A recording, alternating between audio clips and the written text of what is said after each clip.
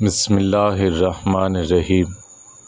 حضرت ابو ہریرہ رضی اللہ تعالیٰ عنہ بیان کرتے ہیں، رسول اللہ صلی اللہ علیہ وسلم نے فرمایا، اگر مجھے اپنی امت پر مشقت کا اندیشہ نہ ہوتا تو میں انہیں نماز عشاء تہائی رات یا نصف شب تک مؤخر کرنے کا حکم دیتا۔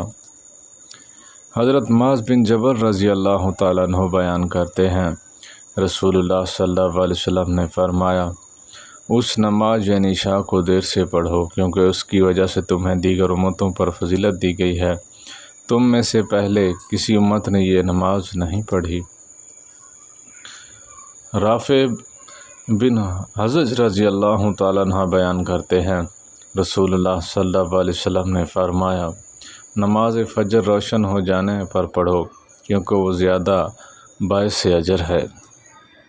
عبداللہ بن عمر رضی اللہ تعالیٰ عنہ بیان کرتے ہیں، ایک رات ہم نماز عشاء کے لیے رسول اللہ صلی اللہ علیہ وسلم کا انتظار کر رہے تھے، پس آپ تہائی رات گزر جانے یا اس کے بعد تشریف لائے۔ ہم نہیں جانتے کسی کام نے اپنے اہل خانہ میں مصروف رکھا یا اس کے علاوہ کوئی کام تھا، پس جب آپ اپنے حجرے سے باہر تشریف لائے تو آپ نے فرمایا، تم نماز کا انتظار کر رہے ہو، تمہارے علاوہ کوئی اہل دین اس کا انتظار نہیں کر رہا، اگر میری امت کے لیے اگر آنا ہوتا تو میں اسی وقت پڑھاتا۔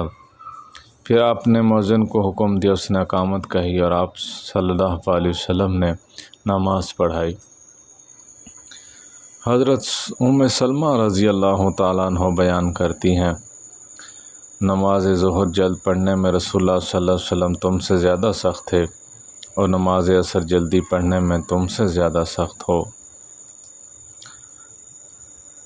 حضرت انس رضی اللہ تعالیٰ عنہ بیان کرتے ہیں، رسول اللہ صلی اللہ علیہ وسلم کا یہ معمول تھا کہ گرمی ہوتی تو آپ نماز ظہر دیر سے پڑھتے، اور جب سردی ہوتی تو جلدی فرماتے تھے۔